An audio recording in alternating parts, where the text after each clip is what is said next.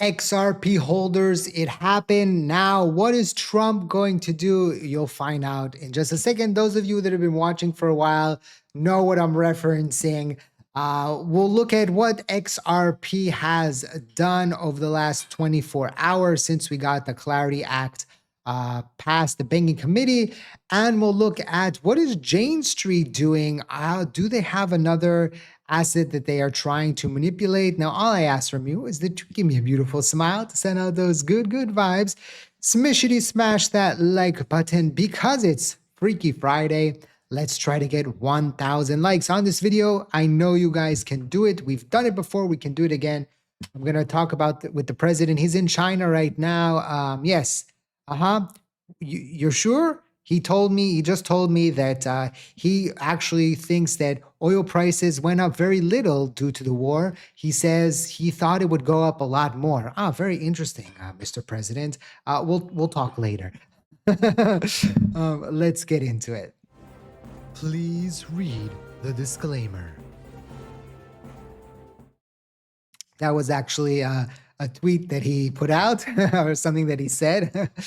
So right now, XRP is sitting at $1.47. The crypto market has pulled back after yesterday's big run-up while the banking committee was passing Clarity Act. But we're still in okay levels. Bitcoin around 80,000, down 0.5%. Ethereum at 1.14%.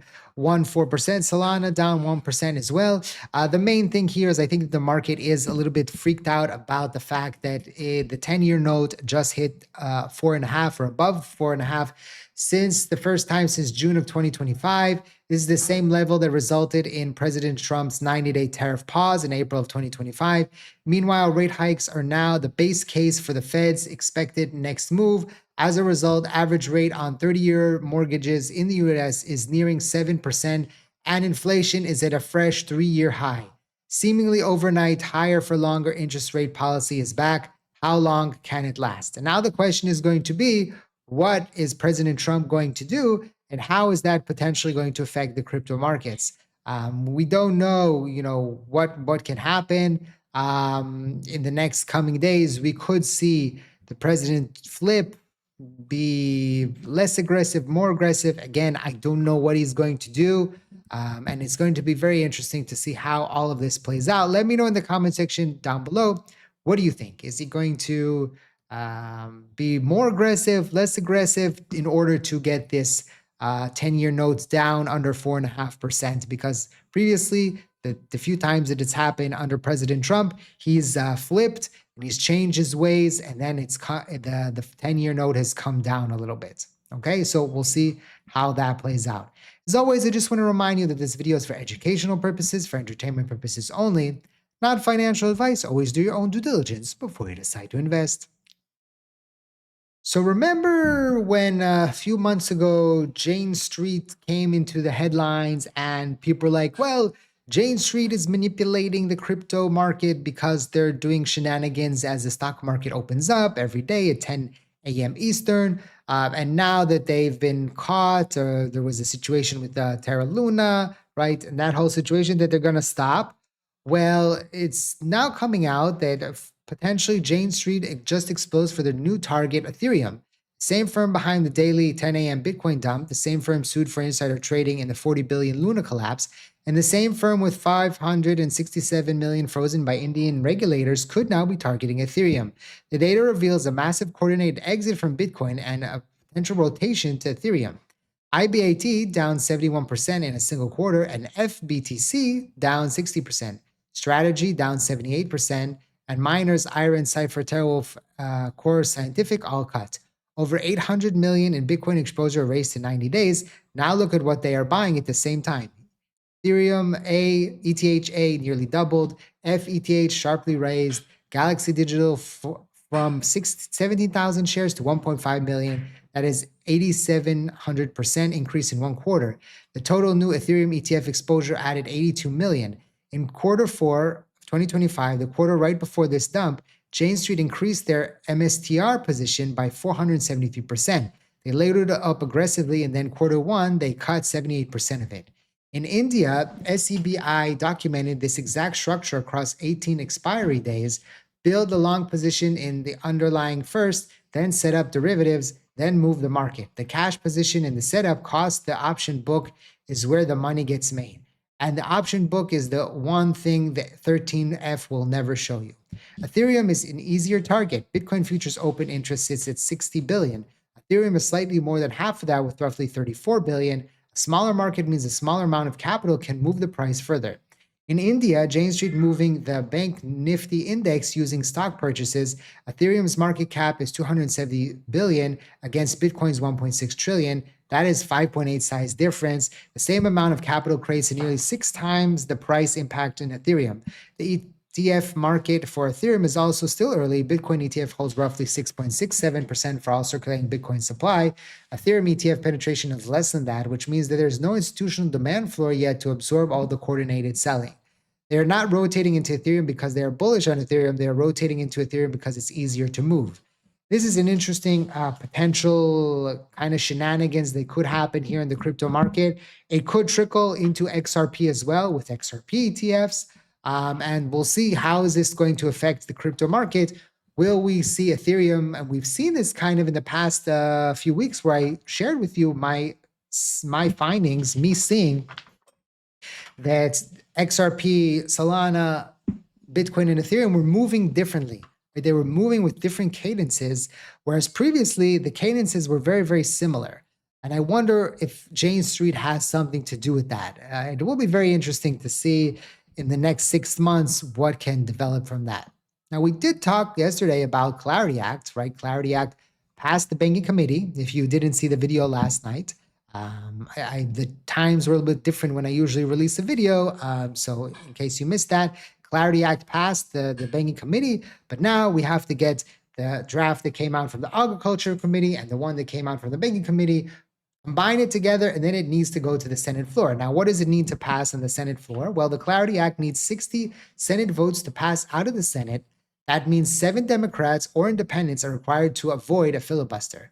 And potentially we can see these senators. It's not really important who the senators are, but there's high probability that if all the Republicans vote for, and we have at least 7 Democrats which are in favor. Now, we saw in the banking committee, it passed not with all the Democrats, but there was enough that it passed. Hopefully in the Senate, there will be enough. And it might get to a situation where there might be some that will be on the fence and they will want stuff in order to get it passed. Maybe there will be changes. Maybe they'll want something else. Politics, right? At the end of the day, our potential investment here, our bags, are many times affected on what politicians do. This is just how it is, right? Same way President Trump can affect what's happening to our investments. So in Washington, the senators also now have a power on what could potentially happen in the crypto market, okay? We're still seeing XRP ETFs grow. Canary Capital XRP Trust holds 194.9 million XRP, worth 261.9 million as of March 31st, per their Q1 10Q filing. And again, we'll potentially see if BlackRock enters the party anytime soon. If we do see Clarity Act passing, this is one of the first things that I'm going to be looking at. Is BlackRock going to file for a XRP ETF? Very interesting. We'll find out as that potentially happens. And this was an interesting, this was from yesterday from the Clarity Act markup, and I just wanted to bring this to you and potentially listen to it together. I know that there was a live stream and people were live streaming it, but I wasn't available at those times. But let's just take a listen to what she had to say. Goes on and on. This is a pro-law enforcement bill. And it's also a pro-consumer bill. Consumers can now transmit money between them faster and cheaper than they can now. It provides a level playing field regardless of whether you live in Rwanda or Queens, New York, about transmitting money faster and cheaper. It provides a woman who's trying to get out of a battered, miserable marriage the opportunity to walk away with her money in her head. It provides people who are being tortured in foreign countries the opportunity to walk away from that country with their money in their head, because Bitcoin can be memorized. This is an innovation that provides individual freedom, individual savings. It is faster, cheaper, it is secure, and we're inviting that consumer environment into our country under a very clearly articulated set of rules. And it's because of all the work that has gone into this by the people in this room. You know, it's funny. I listened to her and I was thinking about a couple of scenarios. One scenario is, for example, I want to, I don't know, invest in something here right now, right? If I have money in the US, it's a problem to bring it in. It takes a few days. I might have to transfer things. But if it's, in my wallet or one wallet to one wallet, it's instantaneously, right? And she was talking about specific, scenarios where people are in dire situations. But we're also thinking about something else, right? In the beginning, and Senator Warren was there as well. I'm not going to bring her clips because we don't need that. But she was one of the biggest advocates on how the crypto market was the Wild West, right? Well, now the U.S. government is bringing in regulation, is bringing in laws, is trying to make it, a respectable society. And yet she continues to try to put a stick in the wheel of the US government. She continues with these 40 amendments that she put in. She, of course, voted no, right? All these things. I just don't understand these people.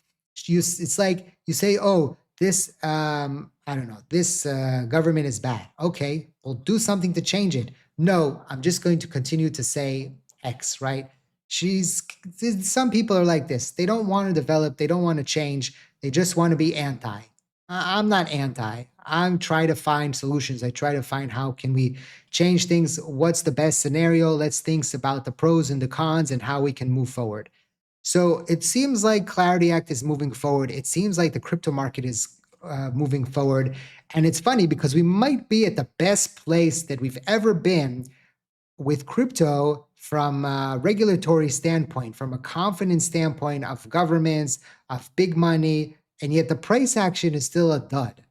And I know why, in a sense. I just saw an article today about how Bitcoin is people are starting to write articles how Bitcoin is undervalued potentially, and crypto is undervalued, and XRP is undervalued relatively to what it could bring in the future. And that looking at other markets and how the crypto market has fallen behind because of multiple factors. But this is, if you look back in history, this is the best place I think that the crypto market has ever been. And yet the price action is a dud, right? It's not moving, it's stuck. And I think that soon we potentially will break out. But again, I don't know. I'm not a prophet. I hope, right? I'm hoping. It's a speculation. I don't know, but I'm hoping that once Clarity Act is removed, we can finally start to soar. Maybe, maybe not. Thank you for watching. I hope to see you next time. And like I always say, let's make a lot of money.